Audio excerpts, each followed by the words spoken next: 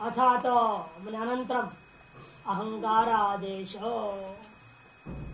अथा मैंने इसलिए इसके अनंतर अहंकार के द्वारा भी इसका उपदेश किया जाता है। अहंकारेण आदिश्यति अहंकार आदेश यह तृतीया तत्पुरुष समय अहंकार से आदेश सृष्टि नहीं कर देना है या अहंकार को ब्रह्म रूपेण आदेश नहीं कर रहे हैं। अहंकार द्वारा ब्रह्म का आदेश किया जा रहा है।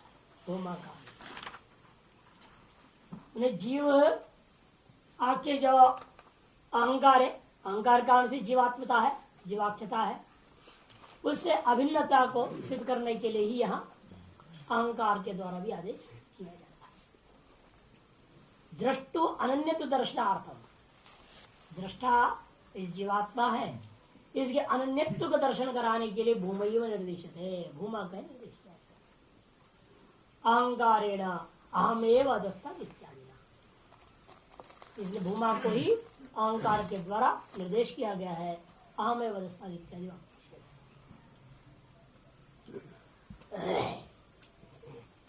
अहंकार देह संघातों भी आदेश है। लेकिन अहंकार के द्वारा जीव का ही कहाँ बोध होता है, शरीर आदि का भी तो बोध होता है। तो अविवेकियों के द्वारा गृहित होने वाला देह संघात को अहंकार शब्द वाच्य ले सकते हैं यहाँ पर भी। इसलिए कहते अहंकार देह संघातों भी आदिशते अविवेकी भी इत्यतः तद आशंका माभूत इति अथानंतरम आत्मादेश। इसलिए तादृश आशंका को निवारण करने के लिए सिद्धांत पक्ष में क्या क्या श्रुति ने आत्मा के द्वारा देव सनत कुमार जी उपदेश देने लगे। अर्थात आत्मादेश एवं आत्मवदस्तात् आत्मोपृष्टात् आत्मा पश्चात आत्मा पुरस्तात् आत्मा दक्षिणत आत्मोत्तरद आत्मैवं सर्वमिति स वायेश एवं पश्यन् एवं मन्वानि विजानन् आत्मरतिर् आत्मक्रीडा आत्ममिथुन आत्मानंद सस्वराट भवति तस् सर्वेषु लोकेषु कामचारो भवति यथा हि अन्यथा तो विदुः अन्य राजानस्ते क्षयलोका भवन्ति येषां सर्वेषां लोकेषु अकामचारो भवति। अर्थात आत्मादेश, इसलिए आत्म शब्द से भी उस भूमा का उपदेश किया जा रहा है। ये अहंकार में उपाधिगत अहंकार को लेकर के भ्रांति का निवारण करने के लिए आत्मा शब्द से सीधा उपदेश कर दिया। शुद्ध रूप से ही भूमा का उपदेश किया जाता है कि आत्मा ही नीचे है, आत्मा ही ऊपर है, आत्मा ही पीछे है, आत्मा ही आगे है, आत्मा ही दाहिनी ओर है, आत्मा ही बाईं ओर है, और विशेष रूप से क्या कहा जाए, यह सब कुछ आत्मा ही है। आत्मा ही वैदम सवयश एवं पश्यन् एवं मनवाना, वह यह जो कोई भी साधक मुमुक्षु इस प्रकार इस आत्मा को जीवोपाधिभूत अहम अंतःकरण के द्वारा विशेष जो अहम के द्वारा भी अभिन्न करता हुआ उस भूमा को ही जो स्वरूपेण ग्रहण कर लेता है, मनन करता है और इसे विशेष रूप से जानता है, वो कैसा हो जाता है, आत्मरति वो आत्मरति हो जाएगा, आत्मस्वरूप में रमण करने वाला हो जाएगा, आत्म क्रीड़ा आभ्यंतर क्रीड़ा वाला हो जाएगा। देह बिन पदार्थों के साथ क्रीड़ा करने वाले तो सारी दुनिया है ही है। देह और देह बिन पदार्थों को लेकर के सभी अपना जीवन की लीला चला ही रहे हैं, लेकिन वह जो अपने स्वरूप में ही रमण करता है, स्वरूप में ही जो है क्रीड़ा करने वाला हो जाता है। अपने स्वरूप से बिन बाह्य पदार्थ से आनंद की अपेक्षा नहीं करता और अपने स्वरूप से भी बाह्य पदार्थ को अपने जीवन के लिए अपेक्षा नहीं करता है। अतएव आत्ममिथुन, मित्र आदि के साथ मिथुन भाव को नहीं प्राप्त करता, जाया पुत्र मित्र आदियों को लेकर के मिथुन भाव को वो प्राप्त नहीं करता अन्यवत, किंतु अपने आत्मस्वरूप को ही लेकर के वह मिथुन भाव का अनुभव करता है। अतएव आत्मानंद ही हो जाता है। स्वराट भवती, वह स्वराट हो जाता है। स्वस्मिन्नेव स्थितः सन् राट भवति इति स्वराट भवति, स्वस्वरूप में स्थित होता हुआ वो विलक्षण राजा है, जिसके लिए अन्य अपेक्षित कोई और राजा या सम्राट नहीं रह गया। इसे तस् सर्वेषु लोकेषु, अब तक यावत यावत शब्द आता था यहाँ पर यावत नहीं गा रहे, यावत तावत शब्द प्रयोग नहीं हो रहा है। सर्वेश लोकेषु कामचार होती, सभी लोगों में उसका जो है संकल्पानुसार, वो भी कैसा होता है तो प्राल कर्मानुसार संकल्प उसका होगा, और उसका अपना कोई संकल्प तो है नहीं अलग अभी। इसलिए कहते हैं सर्वेश लोकेशो कामचार, संपूर्ण लोकों में प्राणादि पूर्वक भूमिकाओं से लेकर के अंत तक की उसकी स्वेच्छा पर गति होती है। अथ अन्यथा अतो विदु, और जो इस भूमा से पृथक करके कोई दूसरे रूप में इसको ग्रहण कर लेते हैं तो अन्य राजा थे, वे अन्य शासकों के अधीन हो जाते हैं। अन्य राज भवती, क्षय लोका भवन्ति, और उनका विनाशी लोगों का फल ही प्राप्त होता है।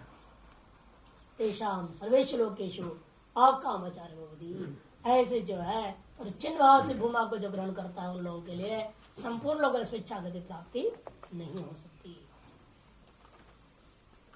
माँ भूत आशंक माँ भूति थी अथ मन अनंतरम आत्मादेश आत्मनीव केवलेन सत्स्वरूपेण शुद्धेन आदिश्यते।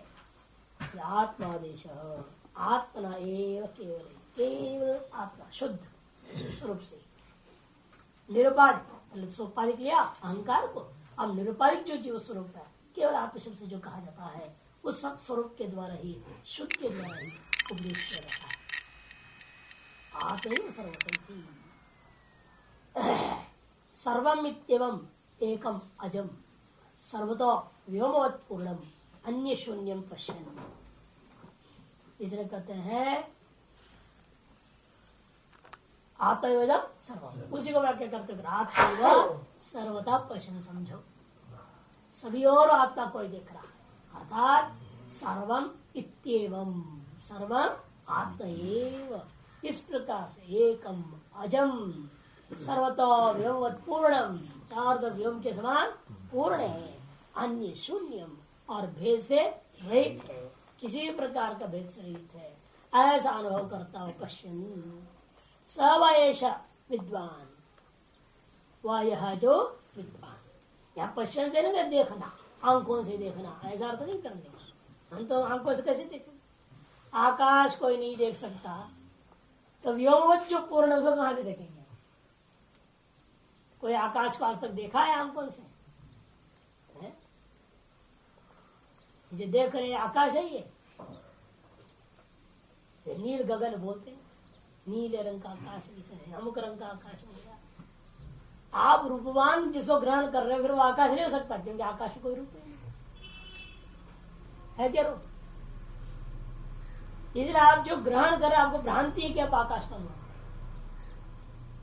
जब आकाश ही हमारे अपश्य है तो व्योमवत् जो पूर्ण होगा वो कैसे पश्य हो जाएगा?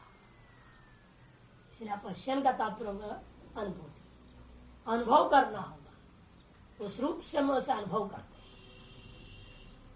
देख तो सकते हैं ही नहीं, समझ लिए हैं, अब अनुभव करते हैं। सवयेश विद्वान, इसलिए वह या जो विद्वान मनन विज्ञानाभ्यम, जो मनन विज्ञान के द्वारा भी उसी प्रकार से केवल श्रुति के आधार पर अनुभव नहीं कर रहा है, मनन किया तो भी वही अनुभव था, विज्ञान किया तो भी वही अनुभव का स्वरूप है। श्रवण, मनन और विज्ञान निध्यासन, तीनों के द्वारा एक स्वरूप की अनुभूति होनी चाहिए। श्रवण आप जो कर रहे हो मनन में उटिक नहीं रहा है कि नहीं? कई बार होता है श्रवण आपने कोई बात को किया है, लेकिन जब मनन करते हैं तो वो टिकती नहीं, वो तर्क के जाल में फंस जाते हैं, वो समझ नहीं पाते, मनन में फेल हो जाते। उपनिषद तो समझ में आ रहे हैं, सब मंत्र समझ में आ रहे हैं, अर्थ भी समझ में आ रहा है, लेकिन जब मनन के लिए बैठोगे, ये जो तीन दुखी है, चित दुखी, चित सुखी है, आपका खाद्य है, ये सब को लेके बैठोगे तो फेल हो जाओगे। मनन में तो पास नहीं हो पाते, दिमाग में घुसती ही नहीं पैसा के ढंग से, बहुत कठिन है, बड़ा परिश्रम करना पड़ता है। आज जब इन दोनों को अच्छी तरह से पचा लो उसके बाद इतिहासन वो अपने आप हो जाओ, ये दोनों हो गया फिर उसमें कठिनाई होगी। इन दोनों से जिसे स्थूलाधिकरण न्याय से दृढ़ कर लिया, वेदांत तत्व निश्चय कर लिया जिसने, वेदांत विज्ञान सुनिश्चित अर्थात वाली बात बन जाती है, फिर अनुभूति देर नहीं होगी। लेकिन हिंदू को ही पहचाना कठिन हो जाता। विविध प्रकार की बातें जब सुनते हैं तो लगता है कि पता नहीं ये जो कह रहे सही है या नहीं, ऐसे संशय हो जाता है। जैसे कहा था ना एक बार, जो है आप जैसा कह रहे हमें तो नहीं लगता है वो इस ऐसा है ना, कि वो शब्दार्थ को लेके चल रहे हैं, लक्ष्यार्थ को भूल रहा है तो पंक्ति घटा नहीं सकता। उस स्थूलार्थ को लेकर के बिगड़ा हुआ रहेगा तो दिमाग वैसे फंसा रहेगा। इसलिए इनको भी पढ़ के समझने वाले कम हो गए, उलझन में पड़ जाते। क्यों? कारण है ना, वो अलग अलग जगह अलग अलग बातें सुन रहे हैं, अलग अलग जगह वो अलग अलग बात सुन लेते, तब उनके मन में संशय हो जाता, क्या ये जो कर ये सही है कि वो जो करे वो सही है।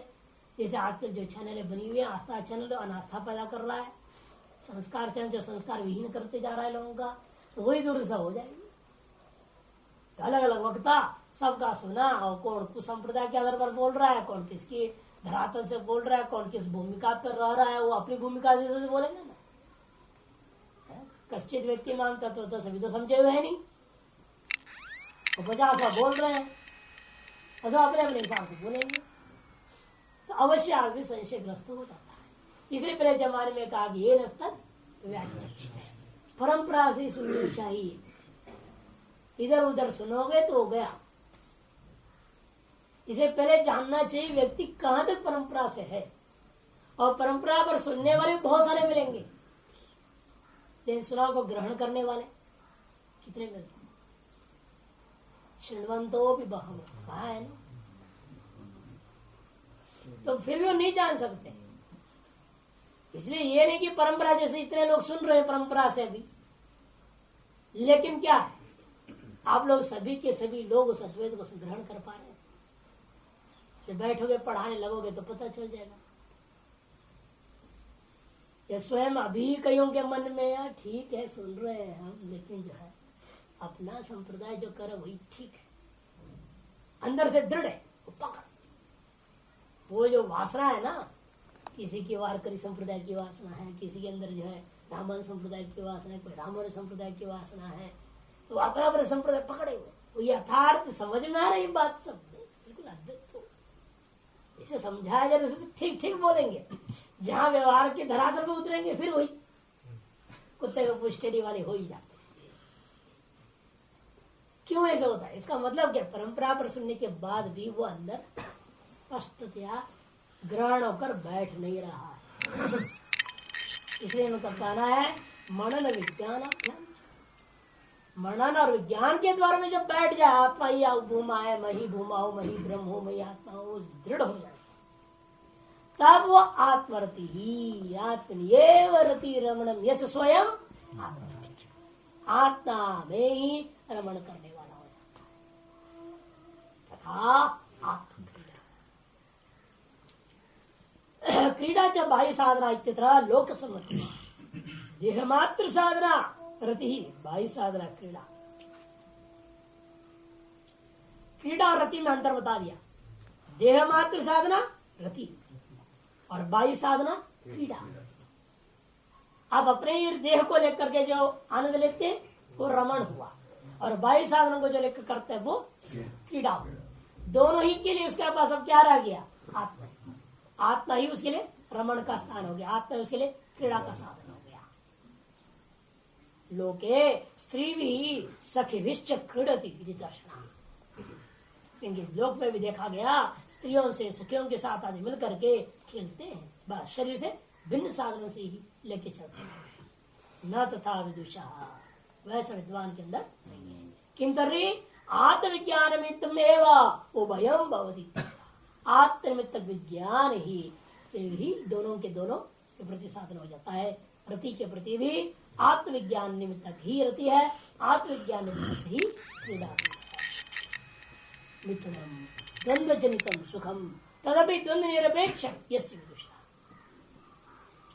और आत्मिथुनम का ना, आत्मिथुना है का मतलब क्या? कभी मिथुन दो वैसा होता है द्वंद्व जनित, जो सुख है वो मिथुन कहा जाता है। दो को मिल करके बैठे गप्पे मारे उसे सुख मिल गया, वो मिथुन सुख है। दो मित्र है, दो भाई है, भाई बहन है इत्यादि, बैठते हैं आपस में और गप्पे वप्पे मार लेते हैं तो उसे सुख मिलता है, शांति होती, प्रेम मिलता है। तो उसी को लोग समझते हैं मिथुन, द्वंद से जन्य जो सुख है। तदपि द्वंद निरपेक्ष, लेकिन वह मिथुन को भी वह द्वंद निरपेक्ष करके जिस विद्वान के अंदर होने लगता है, वह वही आत्मस्वरूप से सुख को अनुभव कर रहा है, किसी अन्य दूसरे की अपेक्षा सुख के लिए भी नहीं है, न रमण के लिए, न क्रीड़ा के लिए, मिथुन जन जो सुख के लिए, किसी भी के लिए अपने स्वरूप से भिन्न की अपेक्षा ही नहीं करता। तथा आत्मानंद, उसी प्रकार वह आत्मानंद भी है। शब्दादि निमित्त आनंद अविदुषा तथा विदुषा, शब्दादि निमित्त का आनंद होता है किसको? अविद्वान। जैसे कल आप लोगों ने देखा होगा जगह जगह पर नहीं बाजा बजाएंगे, गुड़ गुड़ गुड़ गुड़ गुड़ के हल्ला और तब नाचेंगे, वैसे उनको होती नहीं, उसको आनंद ही नहीं मिलता, वो सुखी नहीं मिलेगा उनको। वो बजना चाहिए फुड़बुड़ फुड़बुड़ करके, तब जाकर के उनकी हाथ पर से हिलने लगे वो क्या क्या म्यूजिक बोलते दुनिया भर के आजकल शुरू हो रखे हैं, तो उसके बिना तो नहीं चलेगा ना। और इसको जो आनंद मिल रहा है वह बाह्य शब्दादि निमित्त नहीं है, आत्मनिमित्त की आनंद वो करता है ये विद्वान। तर्हि आत्मनिमित्त में सर्वम किंतरि, इसलिए समझो और क्या है, कहते आत्मनिमित्त की इसका सारी खेल चलता है, सब कुछ सर्वदा सर्व प्रकारेण च देह जीवित भोग आदि निमित्त बाह्य वस्तु निरपेक्ष, सर्वदा सर्व प्रकारेण सर्वम आत्मनिमित्तम, तीनों ही कालों में सभी प्रकार से सभी देश में सब विषय में वह आत्मनिमित्त ही अनुभव करता है। अर्थात यह विश्राम नहीं होनी चाहिए। चौके बाद देह जीवित भोग आदि निमित्त वायु वस्तु निरपेक्ष, देह जीवित जो भोगादि निमित्त वायु वस्तु उससे निरपेक्ष आनंद को अनुभव करता है। स एवं लक्षण विद्वान, इसलिए ऐसा जो विद्वान होता है वह जीवन एवं स्वराज्य अभिषिक्ता, वह जीवित रहते हुए ही स्वरूपी राज्य में अभिषिक्त होने के कारण से पतिते देह है, शरीर का मर भी जावे तो भी स्वरादेव भवति। अथवा पतिते पिते का अनेक अर्थ करते हैं यहाँ लोग। पतिते का मतलब है कि भाई नष्ट प्राय शरीरों में 50 रोग हो गया है शरीर में, क्योंकि उसके लिए शरीर ही नहीं, वो स्थिति को प्राप्त पतिते विनष्टे जर्जरीभूते व शरीरे स्थिते सन्नपि स्वराडे होती, फिर भी वो अपने आत्म रूपी राज्य में अभिषिक्त व राजा के समान होता है। यत एवं भवति ततएव तस्य सर्वेषु लोकेषु कामचारो, इसलिए ऐसा है, इसीलिए ही तस्य विदुषः, उस विद्वान का जो है सर्वेषु कालेषु सर्वेषु लोकेषु कामचार होती, सभी लोकों में उसका इच्छापूर्वक प्रवृत्ति हो सकती है। ये भी क्या स्तुति अर्थ है। और प्रवृत्ति क्या होगा? जो स्वरूप में ही आनंद लेने वाला होगा, बाई में कहाँ प्रवृत्त होगा, उसको लोकों के से क्या मतलब रह गया। जब आपने का सर्व प्रकार सर्वदा सर्वम आत्मनिमित्त में होती, फिर जब आत्मनिमित्त जब सब कुछ उसके लिए सब प्रकार से सभी हो जगह हो रहा है, सब समय होता है, उसके लिए बाई लोगों की जरूरत है। उन लोगों में क्यों जाएगा? सिद्ध लोक में कौन कौन सिद्ध क्या कर रहे हैं देखने जाएगा क्या? ये सब भाई निरपेक्ष सापेक्ष हो जाएगा। और आपने अभी कहा दियादि सकल भोग निमित्त भाई निरपेक्ष ही रहता है वो। इसलिए स्तुति मात्र है कि यदि प्रारब्ध कर्मानुसार संकल्प हो भी जाता है जाने का, चला भी जाएगा, कोई रोक नहीं सकता। ये तात्पर्य अतएव यहाँ पर नहीं अवैसा फल मिलेगा उसको, ये नहीं करना। ये तारस भूमा विद्या का ये फल है, ऐसी व्याख्या नहीं करनी, स्तुति पर। प्राणादिशु पूर्व भूमिशो तत्र सीति तावल माद परिच्छिन्न कामचार उगता है कि नहीं? प्राणादि पूर्व सकल भूमियों में क्या कहा गया था? तत्र से तावद, तत्र से तावद, ये शब्द बारंबार बारंबार आया, हर एक पर्याय में आया। उस लोक में उसकी उतनी गति जाएगी, उस विषय में उसकी उतनी गति जाएगी, हर जगह तत्र तस्य तावत् ये शब्द प्रयोग हुआ तावन मात्र परिच्छिन्न कामचारत्व भुक्तम, तावन मात्र परिच्छिन्न कामचारत्व को कथन किया गया था। अन्य राजत्व अर्थ प्राप्त कहने का मतलब वहां कोई दूसरा ही मालिक रहेगा। पूर्वक सकल भूमियों के जिधर प्रतीक हो च संपद हो च अंगर उपासना आपने किया, उन उपासना फलस्वरूप जो तत्व लोक आदि प्राप्त होता है, उस लोक में आपसे बिन दूसरा राजा रहेगा, प्रशासन करने वाला। मन माने करो तो डंडा लेगा, हमारे लोक में आकर के उल्टा पुल्टा कर रहे हो, वो राजा दूसरा ही रहेगा वहां। लेकिन यहाँ ऐसा नहीं है, इसलिए करते हैं अर्थ प्राप्ति है कि वहां पर वो अन्य राजत्व रहता है सातिशयत्वात्, क्योंकि वो सातिशयी है। उपासना से जन्य पुण्य विशेष को लेकर के प्राप्त फल विशेष होने के नाते वह परिचिन नहीं है। यथा प्राप्त स्वराज्य कामचारत्वादेन तत्त निवृत्ति उच्चते है। इसे यथा प्राप्त जो है उन सारे को लेकर के स्वराज्य कामचारत्व का अनुवाद के द्वारा तत्त निवृत्ति उच्चते, तत्त सारे फलों का निवृत्ति को यहाँ कहा गया, यानी कि प्रवृत्ति पर नहीं है, यहाँ निवृत्ति यहाँ कहा जा रहा है। ससोराड इत्यादि ना, इसे ससोराड इत्यादि के द्वारा निवृत्ति का ही कथन है, प्रवृत्ति का कथन मत समझिए, क्योंकि जहां कहीं भी प्रवृत्ति है वो प्रवृत्ति सदा परिच्छिन्न होता है और वह अन्यहीन होता है। अतः यहाँ निवृत्ति कहा जा रहा है, सभी स्वराट हो सकता नहीं तो नहीं हो सकता। इसलिए कोई प्रवृत्ति पूर्वक फल प्राप्ति नहीं है, निवृत्ति पूर्वक स्वरूप निष्ठा ही यहाँ पर मुक्ति है, वही फल है। समझो फल ही वह फल अथ पुनर्ये अन्यथा अथ उक्त दर्शन अब ना, अथ ये अन्यथा राजा वो कह अन्यथा मने उक्त दर्शन से विपरीत जान रहा है। उक्त मैंने नाम से लेकर के शुरू करके जो अंत में का भूमा पर्यंत ये 22 तत्व कथन करके अंत में 23वां तत्व रूपेण जो भूमा का कथन किया गया, उस भूमा उपदेश से विपरीत कोई देखता है, अन्यथा वही परित्येन यथोक्तम एवं वा सम्यक न विदु। आ गया ना, भाष्यकार एक तो विपरीत जानने वाले तो बहुत ही है, लेकिन यथोक्त को सुनने के बाद भी सम्यक ग्रहण नहीं करते, सम्यक न विदु, सम्यक नहीं जान रहे। क्यों नहीं जान रहे, क्यों नहीं समझ रहे? कहते हैं कि भाई यहाँ जानने का तात्पर्य शब्द को सुन के जानना नहीं, इसे नविदु करे ना। नविदु का मतलब क्या? सुनने के बाद भी यथोक्तम एवं, इसको सुनने के बाद भी सम्यक नविदु का मतलब क्या? सुनने से जो जाना हुआ ज्ञान से भिन्न ज्ञान की बात कर रहा है, नहीं जान रहा है कि सुनने के बाद हम जान ही रहे हैं, लेकिन वो जाना नहीं क्यों कर रहे? सम्यक न विदु का तात्पर्य क्या हुआ? वहां ज्ञान का तात्पर्य अनुभूति पर लेनी पड़ेगा कि ज्ञान तो हमने सुनने से जान लिया, जानने के बाद भी आप करें आप नहीं जानते हो सम्यक, इसका मतलब क्या? सुनने के बाद हमने जाना, नहीं जान लिया क्या? आप सब जान लिए, लेकिन आप ऐसे कोई भी सम्यक नहीं विदु। क्यों? वह तात्पर्य है अभी अनुभूति, यावत स्वरूप अनुभूति नहीं होती है तावत श्रुत जितना भी ज्ञान है वह ज्ञान को हम यही कहेंगे सम्यक नहीं, क्योंकि अभी आपको शाब्द ज्ञान ही है, आपको शाब्द ज्ञान ही है, उसका अनुभूति नहीं है।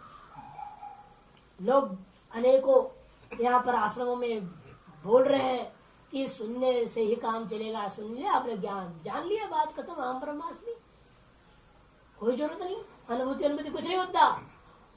यहाँ तक एक ने उद्घोषणा किया है अभी कभी ऋषिकेश में जो अनुभूति के और जोर देने वाले जितने आचार्य जो पढ़ा रहे सारे आश्रम गलत पढ़ा रहे हैं, अनुभूति की कोई जरूरत नहीं। ऐसे भी एक ने घोषणा कर दिया।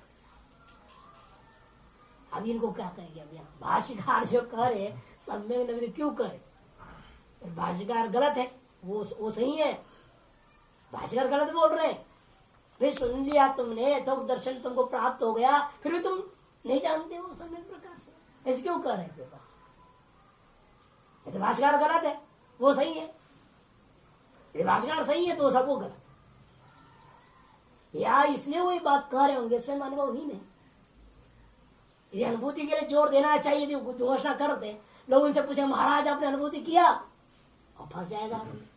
हाँ किया हो बोलेगा तो फंसेगा, नहीं किया हो तो बोलेगा कैसा गुरुजी, हमारे गुरुजी खुद ही अनुभव नहीं किए हैं, अश्रद्धा हो जाएगी लोगों में।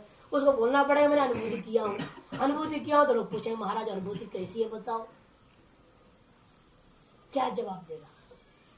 उनके पास वो युक्ति भी नहीं है, न अनुभूति भी होता तो युक्ति भी मालूम होता जो शास्त्र में दिया हुआ। शास्त्र स्वयं कहता है उस अनुभूति की व्याख्या हो नहीं सकती, लेकिन जानने से अनुभूति नहीं होती ये भी प्रमाण है। कल कुछ लोग इन्हीं मुद्दों को लेकर हमारे सामने आए तो मैंने यही कहा देखो भाई, मान लो हम चीनी का रसगुल्ला का लड्डू पेड़ा सब की व्याख्या कर दूंगा, कई घंटों प्रवचन दो और जिंदगी भर तुम मेरे से सुनते ही रहना लड्डू के बारे में, सुनो और जान लो, इनको खाना नहीं कर कभी खाना नहीं, क्या तुमको उस मिठास का आनंद अनुभूति हो जाए? गुड़ जिह्वे का न्याय ऐसे थोड़ी बनी है। गुड़ के बारे में व्याख्या कर दिया गया, गन्ना कैसे बोया जाता है, कैसे निकलता है, कैसे रस निकलता है, और रस को किस प्रकार से पकाया जाता है, कैसे गुड़ बनती है, गुड़ से चीनी कैसे बनता है, सारी थ्योरी आप जान रहे हैं, लेकिन आप गन्ना को देखा भी नहीं और कभी जिह्वा के ऊपर गुड़ को रखा नहीं, क्या उसकी मीठा का अनुभव आप कर लोगे? कभी नहीं हो सकता है। और व्यक्ति सारे जिंदगी भर सुना है और दूसरे को भी लेक्चर दे सकता है, हाँ गुड़ के बारे में बढ़िया लेक्चर दे सकता है, हो सकता है जिस गुरु ने उसको लेक्चर दे उसको फेल कर दे वो। जैसे होता है ना, आप साइंस में एटॉमिक थ्योरी आप सुनते हैं, कौन एटम्स को देखा है? माइकल हॉल है कोई तो गया लेबोरेटरी में एटम देखने के लिए है? जितने लेक्चर्स एटॉमिक थ्योरी का भाषण दे रहे हैं, none of them have seen atom. एक भी लेक्चरर ऐसा नहीं पैदा हुआ इस भारत के अंदर जो एटम को देखा होगा जाकर। तो जाना पड़ेगा ना, फिर न्यूक्लियर रिएक्टर ऑफिस में जाना पड़ेगा, लेबोरेटरी के अंदर तोड़नी पड़ेगी, देखनी पड़ेगी। कितने देखे जो वो न्यूक्लियर कंपनी में काम कर रहा होगा किसी ने, वो भी उसमें जिसको ड्यूटी से पड़ गया एनर्जी क्रिएशन में, उस लेबोरेटरी में जो बैठा है, जो एटॉमिक को तोड़ करके एनर्जी निकाल के अनुभव कर, वो एक देखा है जो ड्यूटी में है वहां। और जितने भाषण झाड़ रहे हैं एटॉमिक थ्योरी के बारे में कोई नहीं जानता। अब बढ़िया बोलते हैं, वो उनके भी गुरुओं को फेल कर दिया, ऐसे ऐसे लेक्चरर भी है। पर किसी को अनुभव है उसका? कुछ क्या उनके जानने मात्र से एटम हो जाएंगे? है? वो जान लिए हम थियोरियों को और बढ़िया समझा रहे हैं, तो उतने से वो चीज हो जाएंगे क्या? नहीं हो सकते। उसी प्रकार से हम गुरु परंपरा से ब्रह्म को सुन सुन के रट रट के जान चुके हैं और बढ़िया से बढ़िया आपको समझा सकते हैं, लेकिन हम समझाने से समझने से ब्रह्म नहीं हो सकते। हम रहेंगे वही आटा दाल चावल दाल के भाव को पीछे परेशान आदमी रहेंगे। नहीं, राशन में लगनी पड़ेगी, क्यों में कार्ड बनवाना पड़ेगा, नहीं क्यों? वो हम हो नहीं सकते भाई। हम जितना समझ लो, अनुभूति हुए बिना समझ कर बोलना अलग चीज है। और अधिकतर लोग ऐसे ही मिल रहे हैं जो वेदांत पर आज प्रवचन कर रहे हैं, सबका यही हाल है। परंपरा से पढ़े भी हैं, समझ भी रहे हैं, जितना समझ रहे जैसा समझे वो ऐसा बोल रहे हैं। आते हुए लोग अनुभूति के विरोध में जरूरत नहीं, कुछ भी करने की जरूरत नहीं, जान लिया तुम ब्रह्म हो गए जानने से। फिर हम तो ये कहेंगे एटॉमिक थियरी जिसने जान लिया वो एटम हो जाए। क्यों नहीं होता एटम? वो नहीं हो सकता। इसी तरह से यहां पर भी एक थियरी तो जाना आपने पढ़कर, इसको प्रैक्टिकल किए बिना वो कैसे हो जाओ?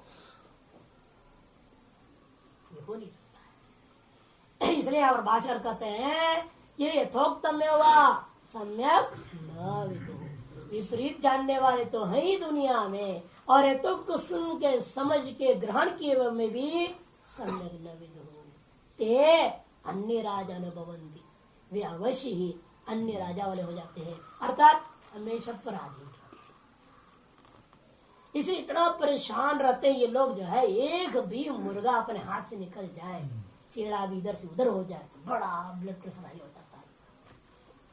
हाँ, बहुत ब्लड प्रेशर हाई होता है। कैलाश के आचार्य आते थे, शंका पूछ रहे, आप उन पर जो मंडलेश्वर टूट पड़े आश्रम की इज्जत उठा, तो वहां कहीं जाते हो, ये क्या हो, बढ़ेंगे निकाल देंगे, और डर के हमारे वे चलने महाराज ठीक है, हम नहीं जाएंगे। क्या ब्रह्म ज्ञान तुम्हारे पास, तुम उसकी शंका को दूर नहीं कर सके। वो कहीं दूसरी जगह जा रहा है जहां से शंका का निवारण हो पा रहा है, क्यों रोक रहे?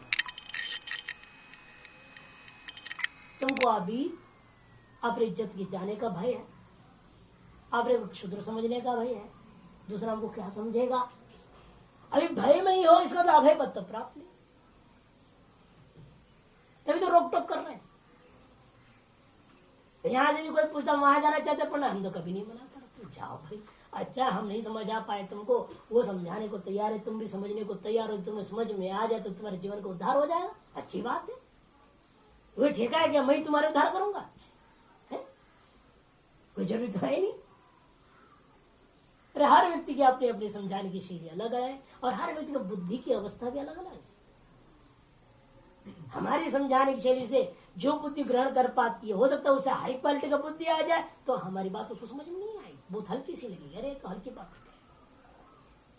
और जो हमारी समझाने वाली शैली को पकड़ने वाले बुद्धि से कोई लो स्टैंडर्ड वाला बुद्धि वाला आ जाएगा, वो कहेगा ये जो बोलते बोलते ना आंखा से उड़ जाता है, ऊपर ऊपर चला जाता है। कहते कि नहीं करते, ये तो सर्वानुभव सिद्ध, इसमें क्यों तुम राग द्वेष करो। इसलिए जो जा रहा है तुम्हें छोड़ के ये समझो, या तो लो बुद्धि वाला है तो हाई बुद्धि वाला है, तो बुरा क्यों मानना। ठीक है, जाओ भाई, तुमको जहां अच्छा लगेगा वहां पढ़ो, समझो, जीवन का कल्याण कर लो। फिर रोकने का मतलब क्या, हमारा मुर्गा घर भाग जा रहा है, इधर उधर नहीं जाना, किसी बात नहीं करना, किसी को सुनना नहीं, किसी को देखना नहीं, किसी मिलना नहीं। क्यों ऐसा? इस वजह स्वयं वो भय ग्रस्त है, अभय पदानुभूति।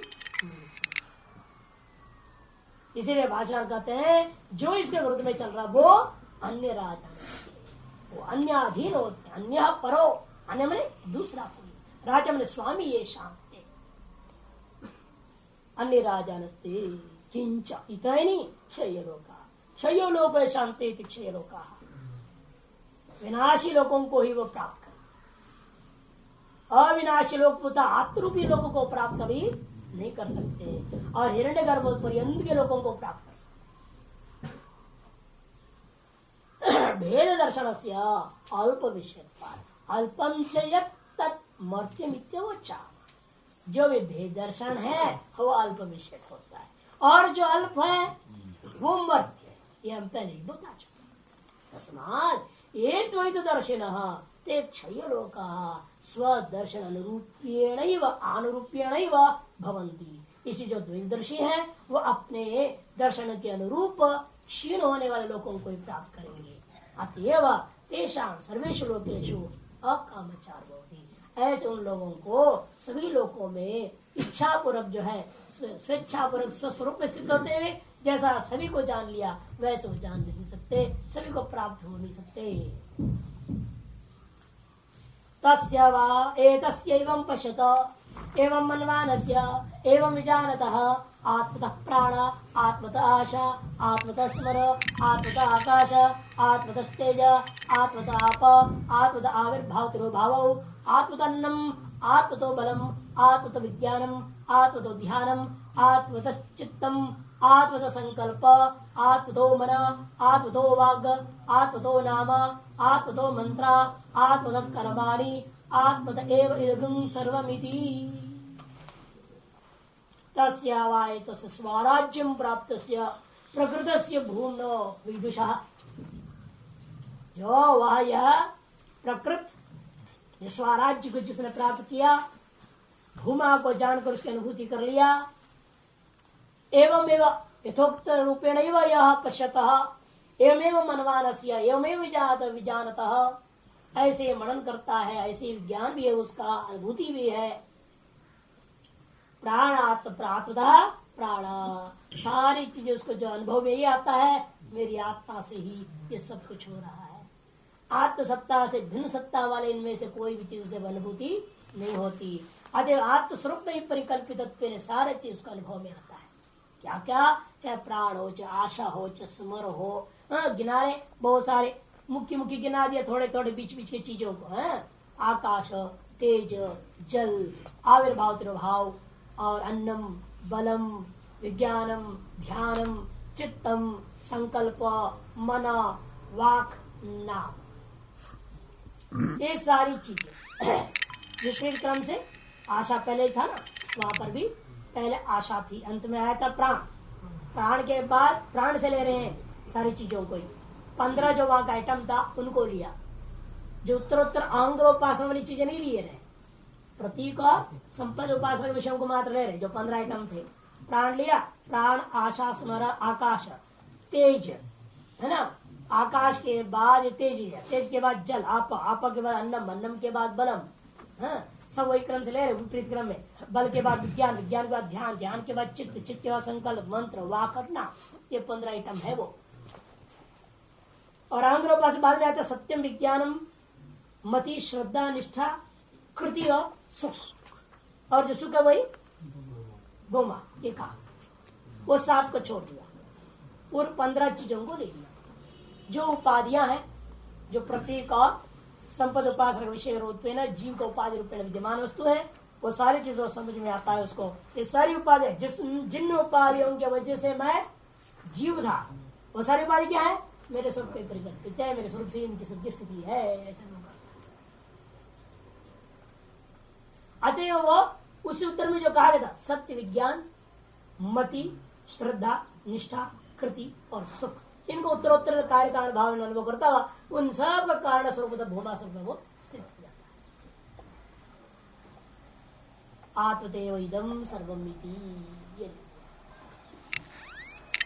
भाष्य तस्य हवा तस्य इत्यादि स्वराज्यम प्राप्त से प्रकृत से विषय प्राक सद आत्मविज्ञानात्, है ना, सत आत्मविज्ञान से पूर्व में स्वात्मनो अन्यस्मात् सतः प्राणादे है, स्वात्मा से भिन्नत्व जो दिखाई दे रहा था, स्वात्मना अन्यस्मात्, स्वात्मा से भिन्न से, सतः प्राणादे नामांत से उत्पत्ति प्रलय अभूता।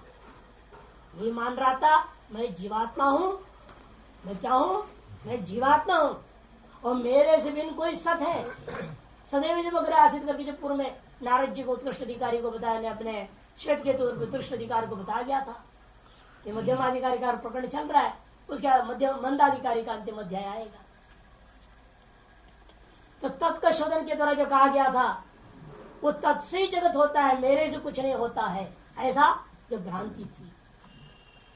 आव निर्णय मई भूमा हो, अरे मेरे से ही सब ये ले लो। इसलिए कहते हैं स्वात्मनो अन्यस्मात् कर दिया, जीवात्मनो अन्यस्मात्। कौन है वो? सत्य नाम कोई दूसरी पदार्थ थी, ईश्वर नाम का चीज, उससे प्राण आदि नामांत की उत्पत्ति पड़े होता था, ये मानता था अभूताम। कब ये मान रहा था? सदात्म विज्ञान प्राप्त, सदात्म विज्ञान तू, और जैसे सदात्म विज्ञान हो गया सती इदानीम स्वात्मदेव सम्यक्। ऐसा होने पर वो निश्चय कर लिया मेरे से ही सबका आविर्भाव और प्रणय हो रहा है। समृद्धो, मेरे में ही अविद्या के द्वारा भाषित हो रहे सारा जन्म और नाश, उत्पत्ति और विलय, आविर्भाव और तिरोभाव, सारे जगत का जो चीज हो रही वो हमारी ही समृद्धि अथवा मेरी ही माया से होता है, ऐसा ही तथा सर्वेपि अन्यो व्यवहार आत्मतएव विदिशः। ये केवल उत्पत्ति और लय नहीं, सर्वोपि अन्यो व्यवहार, अन्य सकल व्यवहार क्या हो जाएगा फिर? आत्मतएव विदिशः, आत्मा से होता हुआ दिखाई देता है। अर्थात वो आत्मरूपी अधिष्ठान में रहते हुए सकल व्यवहारों को दिख रहा है। वह दृश्य रूपेण अपना जो दृष्टि भाव है, जो साक्षी भाव में 24 घंटा स्थित रहता है, और स्थित रहते हुए सकल व्यवहार होता हुआ उसको दिखाई देता है। ऐसा स्थिति जब भूमा की अनुभूति के बाद जीवन मुक्त अवस्था, प्राण कर्म से शरीर अभी है, अतएव वैसे दिखाई दे रहा है। इति स एकदा भवति त्रिधा भवति नहीं तदेश श्लोको न पश्यो मृत्युम पश्यति न रोगम नोत दुःखदागं सर्वं पश्यति सर्वं माप्नोति सर्वशयिति स एकदा भवति त्रिधा भवति पंचदा सप्तदा नवधा चैव पुनश्चैकादश स्मृतः शतं च दश चैकश्च सहस्राणि च विंशति राहुः आहार शुद्धौ सत्त्वशुद्धौ ध्रुवा स्मृति लंबे सर्वग्रंथीनां प्रमोक्षस् तस्मै मृत कषायाय तमसस्पारं दर्शयति भगवान् सनत्कुमारः तदनुस्कन्दित्याचक्षते सप्तम अध्याय का अंतिम मंत्र है तदेश श्लोको भवति।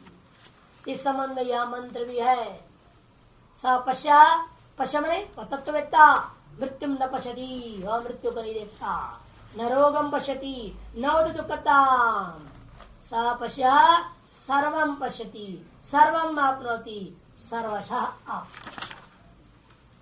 वह पश्य वह भूमा स्वरूप जो आत्मा वो जो है ना सभी को देखता है सभी को प्राप्त करता है सब प्रकार से प्राप्त क्योंकि उससे भिन्न कुछ है ही नहीं।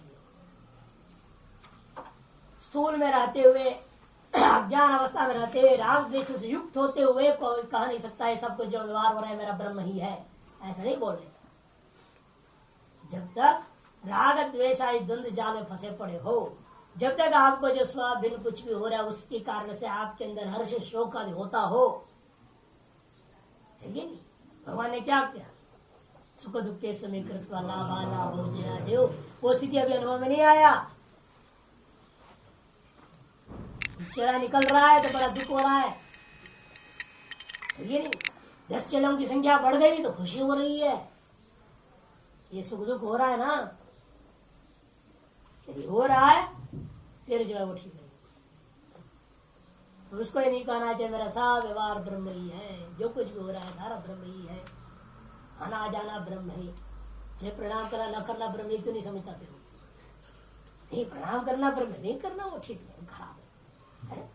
एक जब सब ब्रह्म है प्रणाम करना ही ब्रह्म क्यों अप्रणाम करना ब्रह्म नहीं प्रणाम क्यों वो भी ब्रह्म है या नहीं। अभी नहीं ऐसे हुआ है इसका मतलब तुम अभी द्वैत में हो। फिर ये मत कहो सर्वव्यवहार ब्रह्म है सभी क्रियाकलाप हो रही है आना जाना उठना बैठना खाना पीना सब ब्रह्म हो रहा है सब ब्रह्म ही है ऐसा नहीं बोलना चाहिए। इसलिए यहाँ पर कहते हैं जो भी द्वारा ऐसा होता है जिसके लिए मृत्यु नहीं है जिसके लिए रोग नहीं है शरीर में होते हुए उसके साथ कोई मतलब नहीं है ऐसा जो व्यक्ति होता है वही ये बात कह सकता है वही सर्वशः सर्वम सर्व प्रकार प्राप्नोति च पश्यति च। वह 1 हो जाता है वही 3 हो जाता है वही 5 हो जाता है 7 होता है 9 होता है 10 होता है 11 होता है 100 होता है हजारों हो जाता है 20 हो जाता है 21 हो जाता है अर्थात कुछ नहीं होता और अनंत रूप भी वही हो जाता है अनंत रूप भी वही हो जाता है शत्रुप भी तो वही है ना तो शत्रु लेकिन नाराज क्यों होता है शत्रु से भी वही है ये भाव आना चाहिए। आहार शुद्ध हो साधन बता रहे या तो श्रुति उपदेश हो गया और श्रुति साधन बता रही आहार शुद्ध हो सत्व शुद्धि शब्द आदि जो आहार है जितना ये शुद्ध होगा उतनी आपके अंतःकरण शुद्ध होता है। शब्द रूप रसगंध स्पर्श ये 5 विषयों का जो ग्रहण आप करते हो जितने इनके सात्विक विषयों के जितना आप ग्रहण करोगे उतने ही ज्यादा आपके लिए अंतःकरण की शुद्धि होगी। क्योंकि आप टीवी देखते हैं तो आप चाहते हैं नहीं चाहते फिर भी तो वहां पर अनेकों अन्य दृश्यों को देखना पड़ जाता है।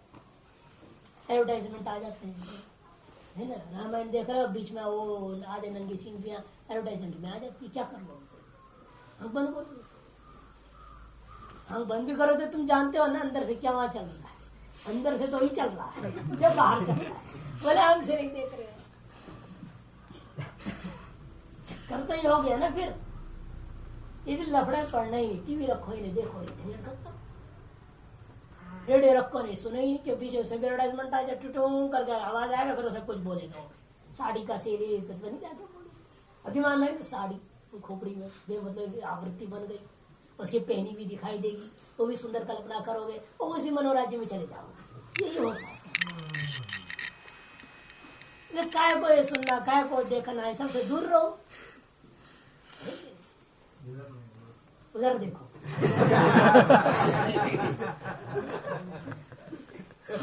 तो इसलिए कहते कि देखो वो अन्न आहार शुद्ध हो, रूप रस गंध स्पर्श शब्द पांचों को लेना। उनकी शुद्धि होने पर ही अंतकरण शुद्धि होती है। अंतकरण शुद्धि होने पर ध्रुवा स्मृति ही, तुम्हारी स्मृति दृढ़। स्मृति लंबे सर्वग्रंथि, जहाँ स्मृति दृढ़ हो जाए सकल ग्रंथियों का मोक्षण हो जाता है।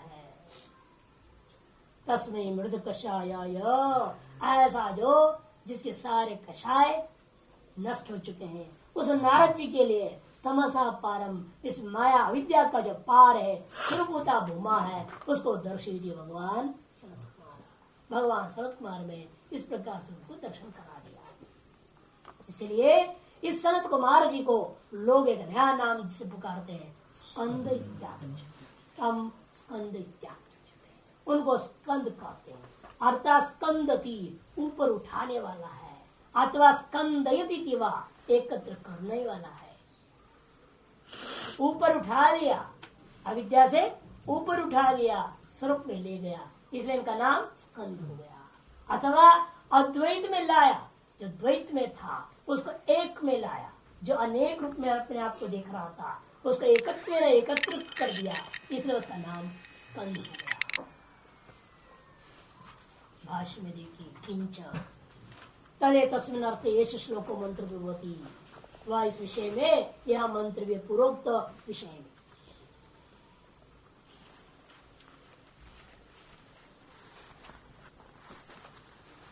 न पश्य पश्यति, पश्य में यथोक्त दर्शी विद्वान इत्यर्थ। पश्य किसको कहते हैं?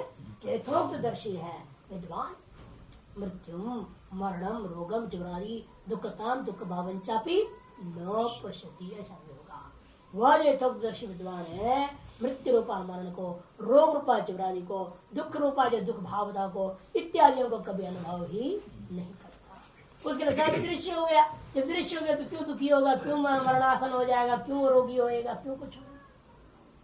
सर्वम सर्वम एव सपश्य पश्य, आत्मा नहीं वह सर्वमिति, वह सबको देखने वाला है। इन केंद्र रूप में आत्मा ही है, सब रूप में है, ऐसा देखने वाला हो जाता है। सर्वम वाप्नोति, मृत्यु आदि का भाव क्यों है? क्योंकि सर्वभाव को प्राप्त कर लेगा। सर्वश सर्व प्रकार ही और सब प्रकार से सर्वभाव को प्राप्त किया हुआ है। किंच विद्वान प्राक सृष्टि प्रभेदा, जो सृष्टि से प्रप्रेत से पहले कैसा था? एक में द्वितीय था।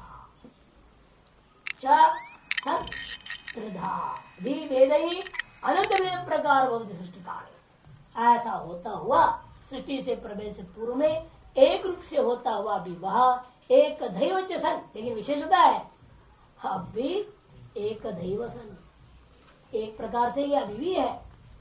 जब अनेक प्रकार में दिख रहा है, अनंत भेद प्रकार वालों करके दिखाई दे रहा है, तब भी वो एक रूप से ही। इसे कहते एक दैव सन त्रिदादि भेद अनंत भेद प्रकार भवती सृष्टि काले, और पुनः संहार काले मूलमेव स्वयं पारमार्थिकम एकदा भाव प्रतिपत्ति स्वतंत्र सन्निधि।